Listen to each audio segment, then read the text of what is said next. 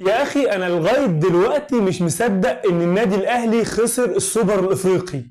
يعني انا مش راضيه تخش دماغي كده ان الاهلي خسر السوبر الافريقي من اتحاد العاصمه الجزائري، الفريق المتواضع ده.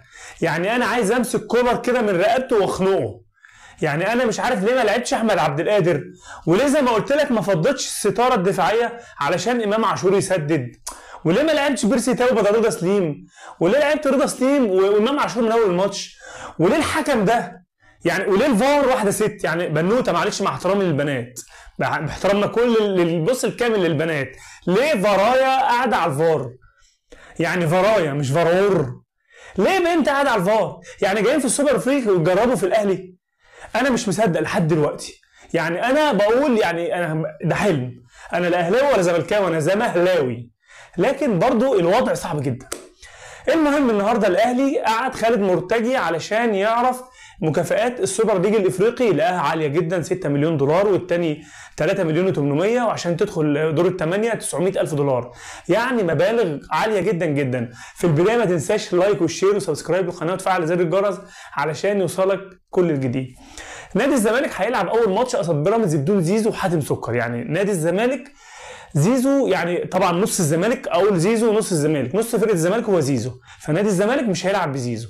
عندك حاتم سكر في له بدايل، لكن زيزو يعني حاسس ان الزمالك هيبقى يلعب بيه اعرق كده، مش هيعرف يلعب.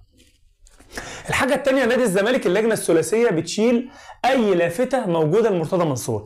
يعني أنا صراحة مستغرب جدا، مرتضى منصور كاتب صائد البطولات، فكرني بصائد البطولات أو صائد الدبابات أيام حرب أكتوبر. يعني بدون سخرية وبدون تنمر على أي حد أيا كان، لأن ده مش أسلوبنا. بس إيه صائد البطولات يعني؟ أمال الكابتن محمود الخطيب وكابتن حسن حمدي نقول عليهم صائدين إيه؟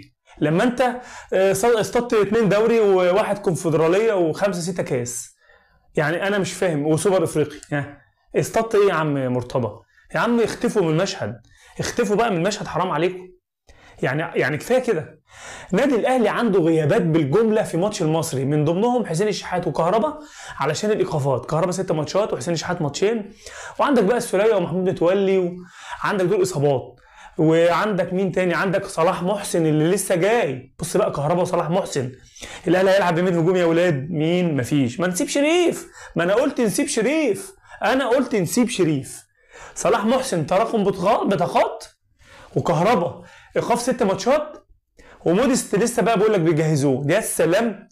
يعني لو موديست ده ما تجهزش، الاهلي هيلعب بدون مهاجم. طب هتلاعب مين؟ كولر قاعد مع احمد عبد القادر في برج العرب، وقاعد يقول له يا احمد انا بحبك، يا احمد، يا احمد انا بموت فيك، يا احمد، يا احمد اقسم بالله انت حبيبي يا احمد، انا هعتمد عليك في الفتره. طب انت ما لعبتش احمد عبد القادر ليه وقعدت في المدرجات ونزلت طاهر محمد طاهر؟ مع احترامي بقى، طاهر محمد طاهر لسه لحد دلوقتي ما بيعرفش يقف الكوره. يعني طاهر محمد طاهر انا مش، معلش بقى، معلش انا اسف بقى، انا مش مقتنع بطاهر. احمد عبد القادر يقعد في المدرجات وطاهر محمد طاهر يلعب؟ يعني بص، لو لسه موضوع السوبر برضه يعني عمال يولع فيها من جوه.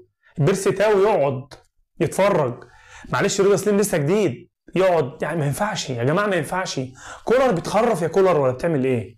وطبعا اداره النادي الاهلي طبعا اداره محترفه، مش هتتدخل في شغل الراجل، بس اكيد هتجيبه ويتكلموا ويسالوه ليه عملت كده. يعني انا مش عارف، فلسه هنشوف اللي جاي. نادي طلائع الجيش فاز امبارح 2-0 على البنك الاهلي. يعني عبد الحميد بسيوني شكله داخل الدوري يعني مركز قوي. بابا فاسيليو ما عرفش يعمل حاجه مع عبد الحميد بسيوني. عبد الحميد بسيوني مدرب محترم ومدرب عالي جدا جدا.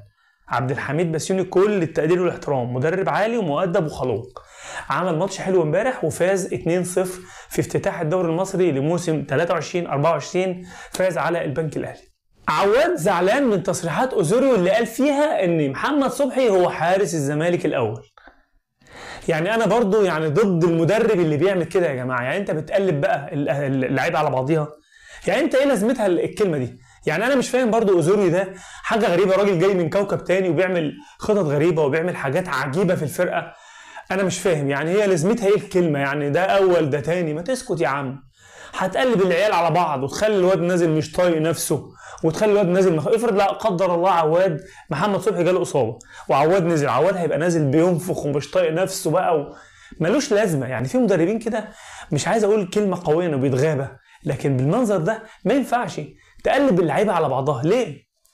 الخبر اللي بعد كده ان نادي الزمالك هو تم استبعاده من السوبر المصري القادم في الامارات بناء على انسحابه او اعتذاره عن السوبر اللي فات اللي لعب بدل منه نادي بيراميدز.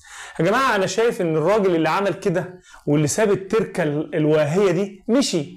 ما خلاص بقى النادي الاهلي، ما تسيبك فكك من القصه دي يا نادي اهلي. ما تفكك من القصه دي وتقول يا جماعه خلاص احنا متسامحين ومتنازلين ومش مشكله يا عم، هاتوا الزمالك يلعب عشان نقوي البطوله اعلاميا وجماهيريا وكل حاجه. ما تخلوا الزمالك يلعب. يعني النادي الاهلي محكم رايه ومثبت قوي. يعني بص يقول لك ايه قبل ما تدعي نفسك في ايه، نفسي اشوف امي، يقول له ده نفسك في ايه، يقول له نفسي ده ما يشوفش امه. يا عم ما تسيبهم يلعبوا، نادي الزمالك يلعبوا السوبر يا عم، ما تسيبهم يلعبوا السوبر. ما مرتضى منصور مشي وخلاص، اللي كان عامل مشاكل واللي كان عامل ازمات. ما تسيبوا الزمالك يلعب السوبر الافريقي المصري يا جماعه، يدوا تقل كده. والاخوه في الامارات اكيد نفسهم ان نادي الزمالك يلعب السوبر، لكن النادي الاهلي محكم رايه وضاغط ضاغط ضاغط علشان الزمالك ما يلعبش السوبر الافريقي.